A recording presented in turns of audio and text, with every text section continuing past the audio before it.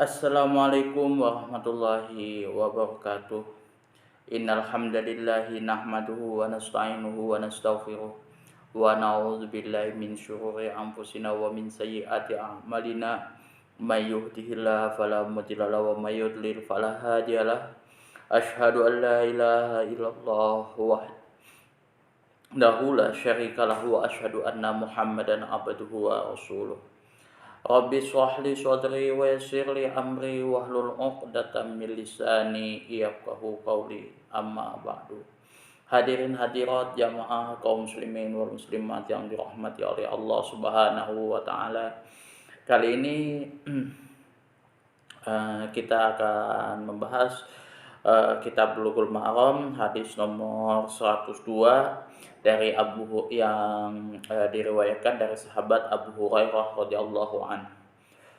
Nah, hadis ini kalau teman-teman mau tahu sebelumnya, ini adalah azab bagi orang yang tidak membersihkan pada saat buang air kecil dan buang air bersih. Buang air kecil dan buang air besar, sorry. Jadi yang namanya berhadas, bersuci dan lain sebagainya itu penting sekali, karena disinilah kunci kita pada saat kita dikubur, terutama masalah buang air kecil. Kalau mungkin buang air besar, orang ya pasti membersihkan sebersih-bersihnya. Tapi untuk buang air kecil inilah yang biasanya banyak orang gampangkan. Tetapi ini yang bahaya. Wa an Abi Hurairah radhiyallahu anhu qala Rasulullah sallallahu alaihi wasallam, istanzihu minal bauli fa in amata adabil qabri minhu. Rawahu Daraqutni. Walil hakim aksaru azabil qabri minal bauli wa huwa sahihul isnad. Wa an Abi Hurairah radhiyallahu anhu, dari Abi Hurairah radhiyallahu anhu, semoga Allah meridhoinya, qala, telah bersabda Rasulullah sallallahu alaihi wasallam, istanzihu, bersihkanlah diri kalian minal bauli, pada saat atau sehabis buang air kecil. Fa inna amata, karena kebanyakan al-qabri minhu, kebanyakan adzabil qabri. Fa in amata adzabil qabri minhu, karena kebanyakan lumrahnya siksa kubur itu minhu, berawal dari najis air kencing. Rawahu Daraqutni. Hadis ini diriwayatkan oleh Imam Daraqutni. Walil hakim, dan kepunyaan Imam Hakim, aksaru adzabil qabri minal bauli, kebanyakan dari azab kubur itu adalah dari air kencing. Wa huwa sahihul isnad, dan hadis ini sanad-sanadnya sahih.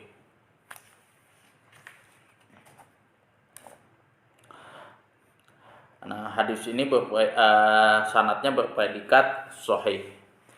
Nah, kalau kita lihat makna keseluruhannya adalah siksa kubur itu merupakan perkara yang hak, memang benar-benar ada dan tidak boleh kita nafikan. Jadi yang namanya siksa kubur itu pasti ada dan pasti terjadi.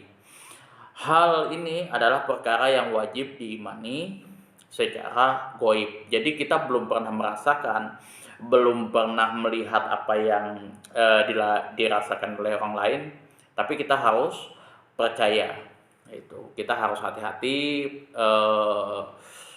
di dalam melangkah seperti itu, karena yang kita akan hadapi nanti siksa kubur. Apa yang kita akan tanamkan nanti pada saat kita di alam kubur, modal apa nanti yang akan kita bawa pada saat kita berada di dalam kubur. Tidak membersihkan diri sehabis buang air kecil mengakibatkan tercemarnya tubuh dan pakaian oleh najis yang akan menyebabkan batalnya ibadah. Nah, contoh kita misalkan seperti ini. Pada saat kita buang air kecil, kayak gitu. Nah, kita basuhnya asal-asalan. Nah, begitu kita masukkan kena celana, otomatis badan dan pakaian kita sudah najis. Nah, syarat wajibnya sholat adalah suci badan, pakaian, dan tempat dari najis. Itu.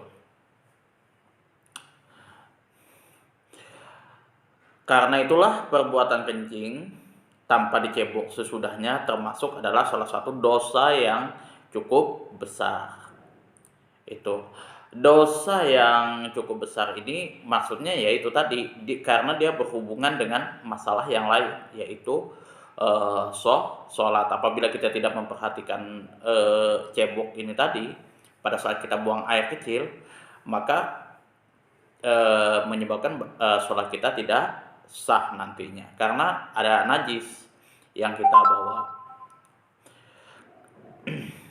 Kebanyakan siksa kubur itu disebabkan oleh hal ini karena orang sering meremehkannya. Jadi kalau misalkan buang air besar orang jarang itu, jadi orang betul-betul bersih betul-betul kayak gitu baru dia keluar.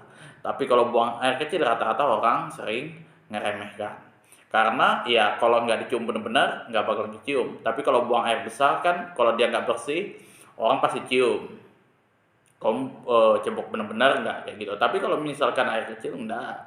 Begitu dia berdiri, kencing berdiri kayak itu tek selesai kayak gitu kan. Nah, ya sudah langsung tarik begitu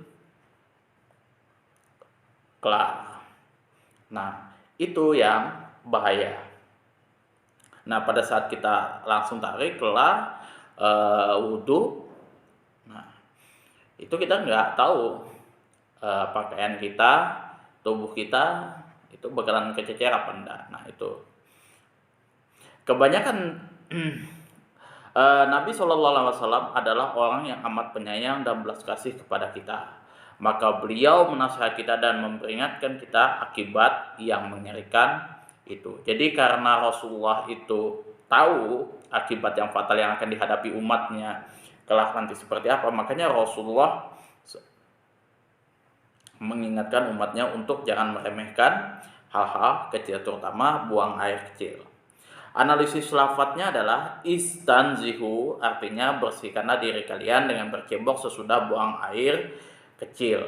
Itu istanzihu itu artinya bersihkanlah diri kalian dengan bercebok sesudah buang air kecil. Jadi kalau misalkan kita buang air kecil kayak gitu sudah kencing, nah sudah basuh aja kemaluan teman-teman kayak gitu. Kalau saya sih biasa kalau buang air kecil biasa langsung buka dulu celana seperti itu, langsung ngucur kayak gitu. Nah habis itu saya bersihkan baru pasang lagi.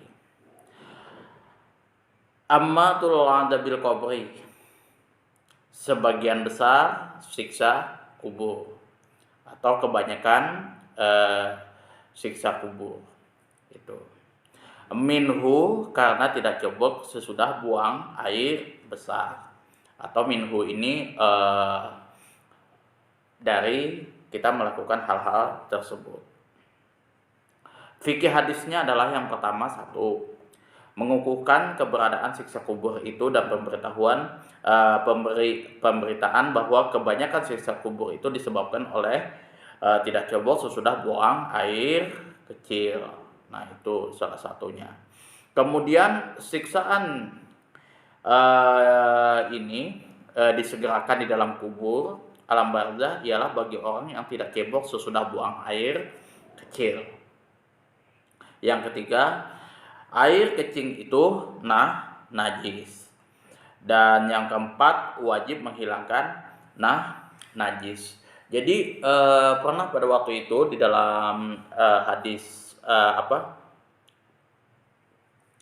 riwayat Abu Daud kalau nggak salah yang saya baca waktu itu, bagaimana Rasulullah itu sempat jalan berhenti pada saat melewati kuburan. Nah pada waktu itu Rasulullah mengambil tangkai, kemudian ditanya oleh sahabat, kenapa ya Rasulullah, bahwasanya saat dua kuburan ini disiksa oleh malaikat pada saat itu. Nah, sedang disiksa. Nah, salah satunya yang disiksa ini adalah karena pada saat buang air kecil dia tidak cebok.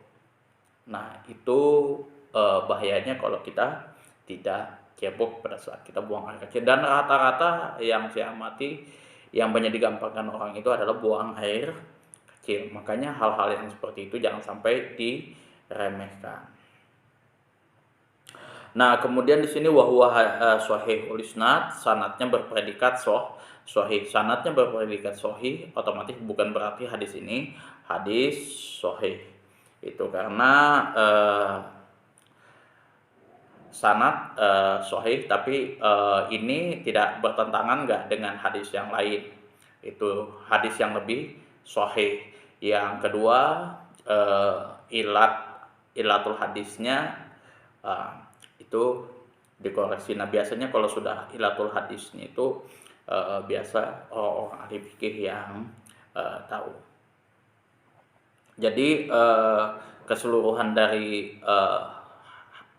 sanadnya ini sahih, baik itu sanadnya bertemu satu sama lain gitu kan, mulai dari atas sampai bawah. Kemudian orangnya pun sanad-sanadnya pun siqah kayak gitu. Nah, terus kepribadiannya pun juga baik, tidak ada masalah, tidak ada cacatnya. Nah, maka sanadnya sahih. Untuk yang kedua, ya masalah tidak adanya syadz, kemudian tidak adanya kecacatan pada hadis. Nah, itu tidak termasuk dari ini. Yang dimaksud di sini isnaduhu wa huwa sahihul isnad. Di sini artinya predikat sanadnya. Kalau Imam Bukhari ada 5 itu. Nah, diantaranya 2 yang tidak memenuhi standar. Itu makanya di sini sahihul isnad. Mungkin itu saja yang dapat saya sampaikan. Kurang dan lebihnya saya mohon maaf yang sebesar-besarnya. Akhirul kalam, assalamualaikum warahmatullahi wabarakatuh.